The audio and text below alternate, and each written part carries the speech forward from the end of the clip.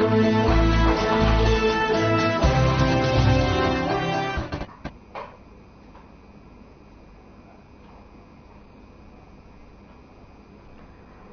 राम राम। हरियाणा देख रहे हैं आप और आपके साथ मैं हूं सपना दीपक मदेशिया। बुलेटिन का आगाज करेंगे। मुख्यमंत्री नायब सिंह सैनी की अध्यक्षता में चंडीगढ़ में हुई हरियाणा मंत्रिमंडल की बैठक में प्रदेश में अंग्रेजों के जमाने से चली आ रही आबियाना प्रथा को खत्म करने के प्रस्ताव को मंजूरी प्रदान की गई और साथ ही आबियाना का पिछला बकाया लगभग 133.55 करोड़ रुपए को भी माफ किया गया है, जिससे राज्य भर के किसानों को बहुत बड़ा लाभ होगा। मंत्रिमंडल के निर्णय के अनुसार अब प्रदेश में किसानों से आबियाना नहीं लिया जाएगा और इससे किसानों को प्रतिवर्ष 54 करोड़ रुपए की राहत मिलेगी। तो वहीं इसका हरियाणा 4299 गांवों के किसानों को लाभ मिलेगा और वही बैठक में यह भी निर्णय लिया गया कि किसानों को आबियाना जमा कराने को जो नोटिस चले गए हैं वो नोटिस भी वापस होंगे और इसके अतिरिक्त किसी किसान ने आबियाना जमा करवाया दिया है तो वो राशि भी किसान को वापसी कर दी जाएगी।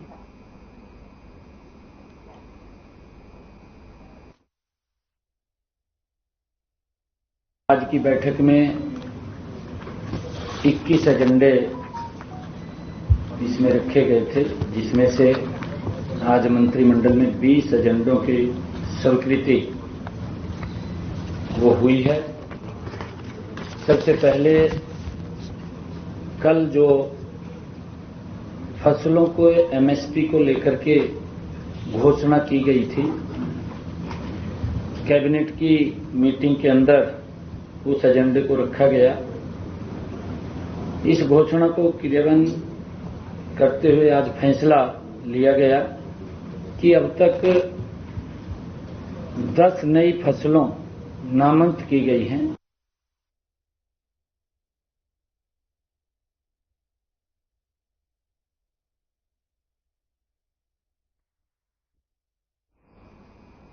विधानसभा चुनाव से पहले प्रदेश सरकार ने एक और बड़ा फैसला लिया है।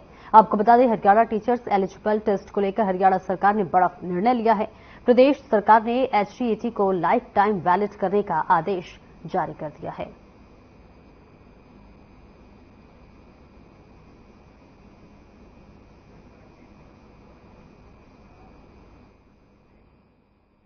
वहीं पूर्व मंत्री और रात और शाम से विधायक बीजेपी नेता किरण चौधरी का बयान सामने आया है। तो शाम धर्मनगरी कुरुक्षेत्र में रैली के दौरान किसानों के लिए बीजेपी सरकार की तरफ से की गई घोषणाएं ऐतिहासिक है और इससे पहले किसानों के कल्याण के लिए आज तक किसी सरकार ने ऐसी घोषणाएं नहीं की। इसके साथ ही उन्होंने कहा कि मुख्यमंत्री नायब सिंह सैनी और पूर्व मुख्यमंत्री मनोहर लाल के नेतृत्व में किसान जो है वो कल्याण का एक नया अध्याय लिखा गया है और इसी के साथ साथ आबियाना के 133 करोड़ से अधिक का जो माफ किया गया है और जबकि हरियाणा ऐसा राज्य बन गया है जिसमें 24 फसलों की खरीद न्यूनतम समर्थन मूल्य पर खरीदी जाएगी।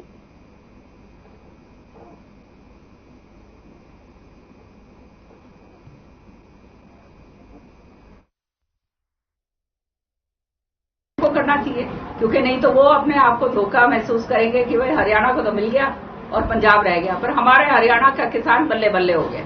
कांग्रेस पार्टी के नेताओं ने हिसाब मांगो अभियान चालू कर रखे हैं, इसके बारे में आपका क्या कहना है? देखो, हिसाब तो हम मांगेंगे इनसे। इन्होंने ये काम जो अब हमारी सरकार बीजेपी सरकार ने करी है, नायब सिंह सैनी सरकार ने जो करी है, ये काम ये हुड्डा सरकार ने तो कभी करा नहीं। ये जो है नायब सिंह सैनी और मनोहर लाल जी ने जो ये खर्ची पर्ची की जो बात जो ये शुरुआत करी, चाहे तबादलों की हुई।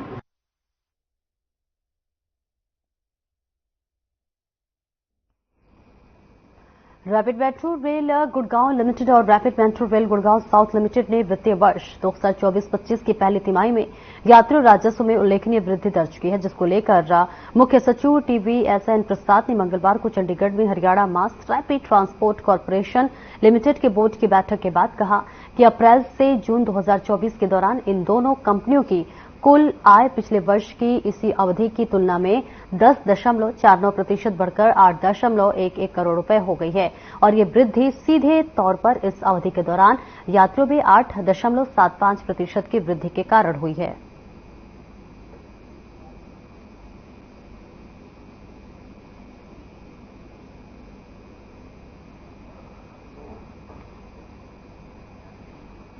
तो ये तस्वीरें भी आपको दिखा रहे हैं चंडीगढ़ से, जहां पर राजस्व में उल्लेखनीय वृद्धि दर्ज हुई है। और इसी के साथ साथ आपको बताते चले कि रैपिड ट्रांसपोर्ट कॉर्पोरेशन लिमिटेड की ये बैठक की तस्वीरें आपको दिखा रहे हैं, जहां ये बैठक ली गई और बेहद महत्वपूर्ण बैठक भी बताई जा रही है, जहां पर जो है चंडीगढ़ के विकास के लिए, हरियाणा के विकास के लिए तमाम मुद्दों का जिक्र किया जा रहा है। विशेष रणनीति बनाई जा रही है। वहीं मुख्य सचिव ने भी तमाम बातों का जिक्र किया। राजस्व में उल्लेखनीय वृद्धि दर्ज की गई है और ऐसे ही हरियाणा जो है पिछले 10 सालों से लगातार बीजेपी के नेतृत्व में विकास की ओर अग्रसर होती हुई नजर आ रही है।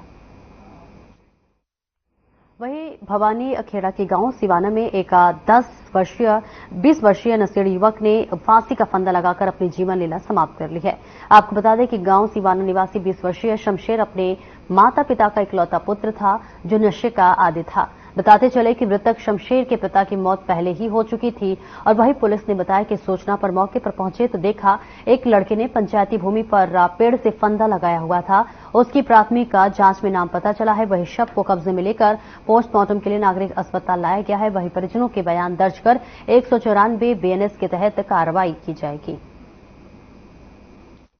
आज सुबह सूचना मिली थी कि एक लड़के ने सिवाना गांव में फांसी लगा ली, तो मैं मौका पहुंचा तो वहां मैंने देखा कि एक लड़का पंचायती भूमि के अंदर पेड़ पर लटका हुआ था, जिसके बारे में पता किया था, जिसने अपना नाम, उसका नाम पता चला शमशेर सनोफ सुरेश सिवाना गांव का। वो जो अनमैरिड था, अकेला अपने माता पिता का लड़का था, पिता भी एक्सपायर हो गई थी, जो थोड़ा नशा करने का आदी था, नशे के लत में ही इसने फांसी लगाई है। वही खबर फरीदाबाद से, जहां की सेक्टर 3 स्थित हाउसिंग बोर्ड कॉलोनी में बिजली के खंभे के नीचे खड़ी गाड़ी में अचानक शॉर्ट सर्किट की वजह से आग लग गई। आग लगने की सूचना मिलने के बाद दमकल विभाग की गाड़ी और पुलिस प्रशासन मौके पर पहुंचा और दमकल विभाग की गाड़ियों ने काफी मशक्कत के बाद आग पर काबू पा लिया। आग लगने के कारण आपको बता दें कि बिजली के खंभे पर लगे मीटर जलकर खाक हो गया है।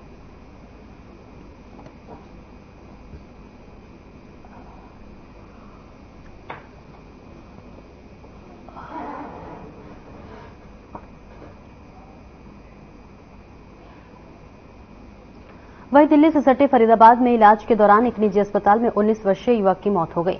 परिजनों के मुताबिक युवक का इलाज कराने के लिए मरेंगो एशिया नामक एक निजी अस्पताल में भर्ती किया गया था, लेकिन ऑपरेशन के दौरान युवक की मौत हो गई। परिजन डॉक्टर और अस्पताल प्रशासन पर लापरवाही के आरोप लगा रहे हैं और दोषियों पर जो है सख्त कार्रवाई की मांग भी कर रहे हैं। परिजनों ने आरोप लगाया है कि उनके बच्चे को जुकाम के अलावा कोई बीमारी नहीं थी। डॉक्टर ने इलाज के दौरान जो है लापरवाही बरती है, जिसकी वजह से उनके बेटे की मौत हो गई है और ये कोई साधारण मौत नहीं है, बल्कि उसका मर्डर किया गया है। इसी के साथ परिजनों ने मांग की है कि आरोपी लोगों के खिलाफ सख्त से सख्त कार्रवाई की मांग की है।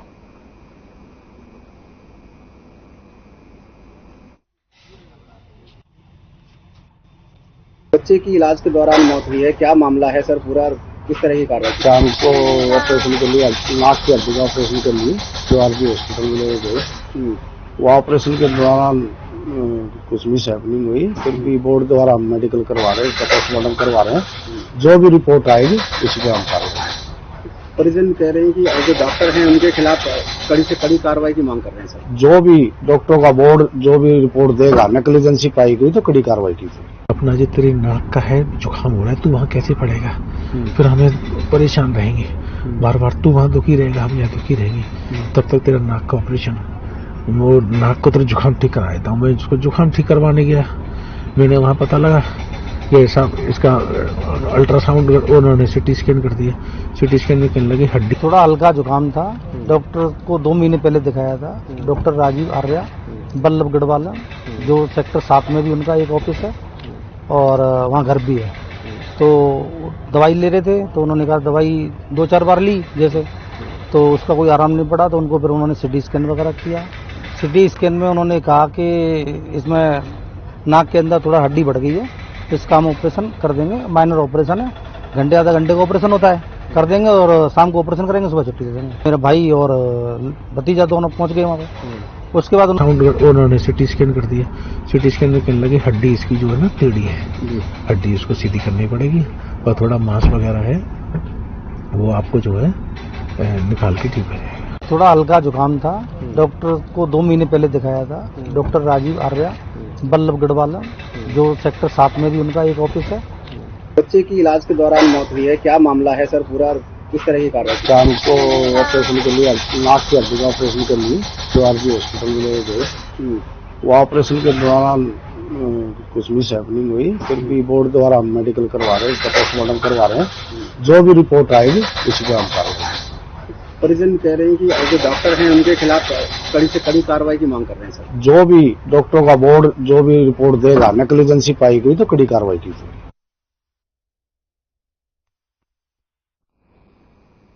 फरीदाबाद में लोगों की समस्याओं का समाधान करने के लिए लगातार अधिकारी एक ही जगह पर बैठकर समाधान कर लोगों को राहत पहुंचा रहे हैं और वहीं डीसी विक्रम सिंह यादव भी सभी विभागों के अधिकारियों के साथ बैठक कर लोगों की समस्याओं को मौके पर ही समाधान कर रहे हैं। और इस दौरान डीसी विक्रम सिंह यादव ने बताया कि अब तक करीब 1600 शिकायत समाधान शिविर में आई है, जिनमें से 1200 के करीब शिकायतों का समाधान किया जा चुका है। बची हुई शिकायतों का समाधान भी जल्द ही कर दिया जाएगा। साथ ही उन्होंने लोगों से अपील भी की है कि यदि किसी को भी कोई परेशानी अपने काम करवाने में आ रही है तो वे समाधान शिविर में आ सकते हैं।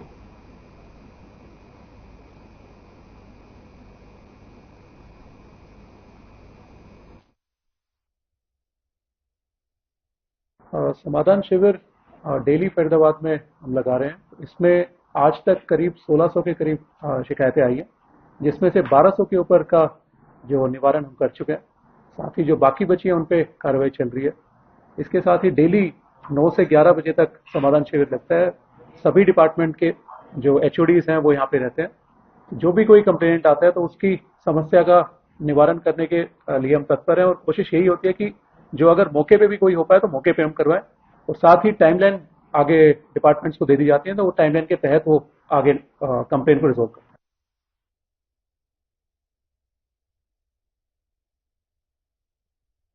तो बता दें 1200 शिकायतकर्ताओं का देखिए समाधान हो चुका है और लगातार और भी जो शिकायतकर्ता है उनके समाधान को जो है करने के लिए अब लगातार तत्परता के साथ काम किया जा रहा है। आपको बताते चले कि यह भी कहा गया है कि जिन लोगों को अपनी समस्याओं का समाधान कराना है वो समाधान शिविर में आकर अपनी समस्याओं का निवारण करा सकते हैं, जिसके लिए डीसी ने देखिए अब बात भी की है और इसके लिए सभी को आश्वासन दिया है कि सभी की जो समस्या है उसे तत्काल निवारण उसका किया जाएगा। और इसी के साथ साथ मौके पर भी कुछ समस्याओं का डीसी के द्वारा निस्तारण किया गया, जिसमें से 1200 शिकायतों पर देखिए अब तक जो है निवारण हो चुका है। बाकी की जो शिकायतें उस पर भी जो है निवारण करने के बारे में बात की जा रही है।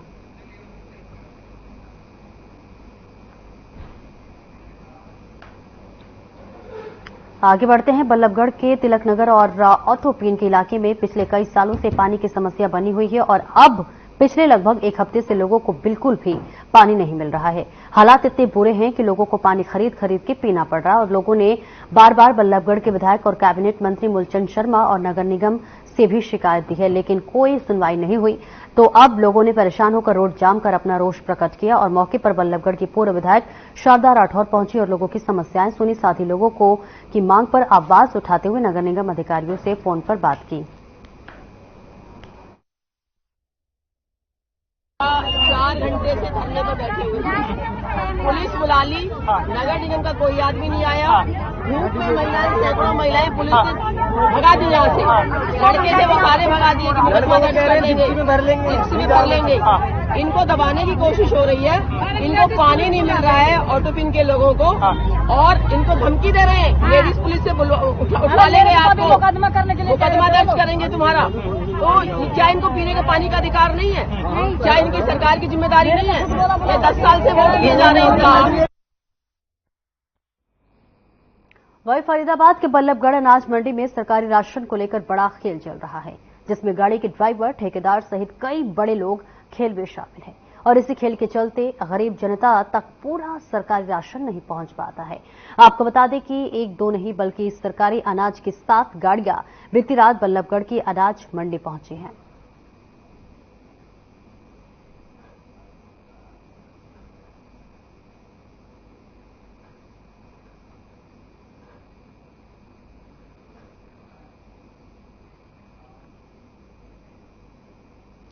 नेशनल हेल्थ मिशन के कर्मचारियों की हड़ताल पर आज 12वें दिन भी जारी रहे और पूरे हरियाणा में कर्मचारी अपने अपने सिविल सर्जन कार्यालय के बाहर प्रदर्शन कर रहे हैं। वहीं यमुना नगर सिविल की बात कर ले तो कार्यालय के बाहर भी नेशनल हेल्थ मिशन सांझा मोर्चा के सदस्यों ने प्रदर्शन किया और सरकार विरोधी नारे लगाए। इस मौके पर प्रदेश कांग्रेस के पूर्व सचिव सतपाल कौशिक, वरिष्ठ कांग्रेस नेता राजकुमार त्यागी, व्यापार मंडल के नेता महेंद्र मित्तल एवं अन्य नेता कर्मचारियों को समर्थन देने पहुंचे। सांझा मोर्चा के अमित गुर्जर ने कहा कि सरकार का हम कर्मचारियों की तरफ से कोई ध्यान नहीं है और इतने दिन बाद भी सरकार ने हमारी बात नहीं सुनी है। उन्होंने कहा कि जब तक उन्हें रेगुलर नहीं किया जाता है उनका संघर्ष जारी रहेगा। आज हमारी हड़ताल का 12वां दिन हो चुका है। 12 दिन में इस गूंगी बहरी सरकार को अब तक ये सोच नहीं आई कि ये जो 16,000 कर्मचारियों के परिवार दरी के ऊपर बैठे हैं इनके साथ क्या इंसाफ करना है। इन्हें अभी तक यही नहीं पता लग पा रहा और एसीएस तो हमारे ये बोलते हैं कि मेरे को तो अपनी डिमांड्स बताओ, मेरे को तो पता ही नहीं आपकी क्या डिमांड्स हैं। आप ये देखो कि सरकार का एक अधिकारी, इतना जिम्मेवार पद पर बैठा हुआ अधिकारी ये बात बोलता है कि मुझे आपकी डिमांड ही नहीं पता। आज ही हमारी हड़ताल का 12वां दिन है और इसमें हर कैटेगरी शामिल है। एएनएम है, जीएनएम है, आरटीएस है, टीबी की दवाई देने वाले एसटीएस भाई हैं, सारी कैटेगरी हैं इस हमारे इस हड़ताल में। तो कितने लोग जो हैं यहाँ पे आपके साथ धरने में बैठे हैं? 98% है हमारे इस हड़ताल में। टोटल जो है कितने कर्मचारी? टोटल 600 हैं। तो ये कब तक अपना प्रदर्शन चलता रहेगा? जब तक सरकार हमें लिखित में आश्वासन नहीं देगी तब तक हमारा धरना ऐसे ही चालू रहेगा। तो मुख्य डिमांड आपकी क्या है? हमारी मुख्य डिमांड तो हमें रेगुलर करें, बस मेन डिमांड हमारी है ये कि रेगुलर होना है हमें। ये पिछले 2 सप्ताह से होने को है। ये एनएचआरएम के कर्मचारी हैं, ये बेचारे परेशान हैं, दुखी हैं। इनकी सरकार बात नहीं सुन रही है। जब सरकार बात नहीं सुनती आखिरी चांस होता है धरना देने का। ये सीएमओ दफ्तर का आके धरना दे रहे हैं। इनकी मांगें बहुत जरूरी हैं। ये समाज का बहुत बड़ा अंग है। ये छोटे छोटे बच्चों को इंजेक्शन करते हैं, टीके लगाते हैं। वहीं अंबाला में एक मां ने अपनी ही कोख जनी बेटियों को मौत के घाट उतार दिया। दरअसल शहर के नाहन हाउस इलाके में 2 सगी बहनों का शव उनके घर में पड़ा हुआ मिला था, जिससे इलाके में सनसनी फैल गई। पुलिस ने सूचना के आधार पर कार्रवाई करते हुए मुख्य आरोपी बच्चियों की मां को गिरफ्तार कर लिया है।